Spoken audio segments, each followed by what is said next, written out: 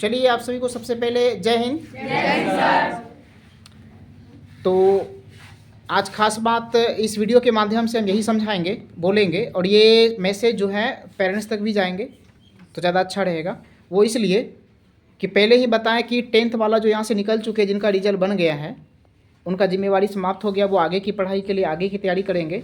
अब वो जिम्मेवारी आपके ऊपर में है और आपको बता देते हैं अच्छा मेहनत करना ही होगा, उसका और कोई विकल्प बेहतर नंबर के लिए नहीं है। दूसरी चीज़ कि बार बार हम बोल रहे हैं कि हम जिस बैकग्राउंड से आते हैं, हमारा जो माहौल है, यहाँ का जो अभिभावक हैं, कड़ी मेहनत करके अपना खून जला के पैसा इकट्ठा करते हैं या उस पैसे को आपके ऊपर खर्च करते हैं।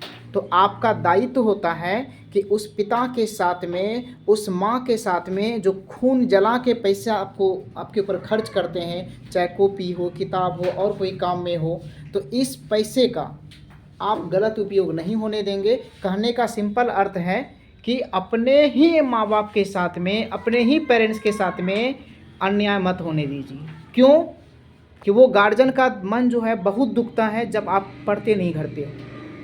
कई पेरेंट्स का फ़ोन आता है कि घर में जो है ना पढ़ने के लिए सर नहीं बैठता है, होमवर्क आप शायद नहीं देते होंगे।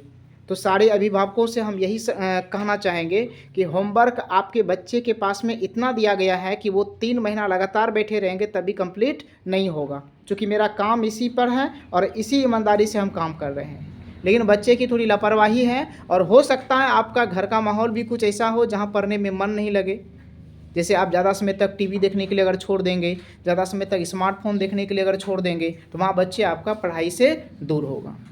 इसलिए हम बार बार बोल रहे हैं कि आप पढ़ाई पे ध्यान दीजिए। आपका चिंता है हमको, लेकिन आपसे भी ज़्यादा चिंता उस माँ बाप का, उस पेरेंट्स का है जो इतनी कड़ी धूप में मेहनत करते हैं, मजदूरी करते हैं। ये हमारा जो है, हम जहाँ पे रह रहे हैं ये मरंगी गांव है और मरंगी गांव में कृषि प्रधान क्षेत्र है।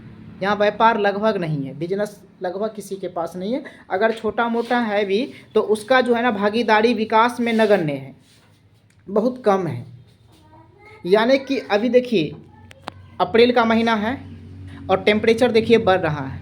अब इस टेम्परेचर में हमारे माँ बाप, हमारे घर के लोग, हमारे परिवार के सदस्य, यानी कि इस कड़ी धूप में, इतने टेम्परेचर में अभी जो है ना 36, 37, 35 इसी तरह का टेम्परेचर दोपहर में होने जा रहा है। इस टेम्परेचर में भी आपके पिताजी खेतों में काम कर रहे हैं, मक्के को तैयार करवा रहे हैं, मक्के को कटवा रही हैं और आपकी मम्मी भी उसके साथ में कंधे से कंधे मिलाकर काम कर रहे हैं। अब ऐसे स्थिति में आप बताओ कि अगर तुम लोग नहीं पढ़ोगे, बताओ क्या गुजरेगा उस माँ बाप पे, क्या तकलीफ़ से वो गुजरेगी। वो क्या अपने पेट के लिए सिर्फ उतना काम करते हैं?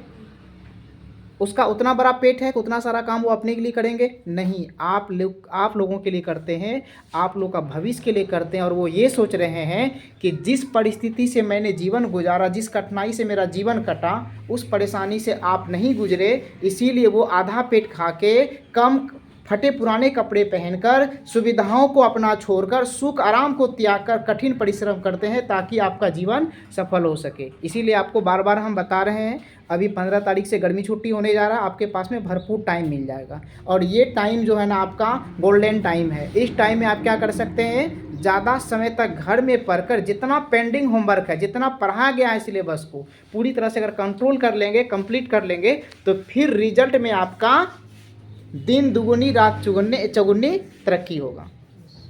इसीलिए टाइम को आप बर्बाद नहीं करेंगे, पूरा ईमानदारी से काम करेंगे।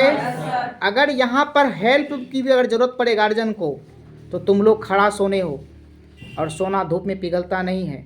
मदद के लिए गार्जियन का भी थोड़ा तैयार रहना है, ठीक है? सोना धूप में पिघलता नहीं है। इसीलिए आपको जाके क्या करना होगा, उनका भी अगर ज़रूरत पड़े तो तत्काल थोड़ा आप मदद करेंगे, 2 दिन 4 दिन, चूँकि अभी किसानी का टाइम है, सबका मकई कटेगा, खेतों में सबका काम चल रहा है और वो 6 महीने का फसल है। समझ गए ना? फसल भी ना एक संतान की तरह होता है और संतान भी ना एक फसल की तरह होता है।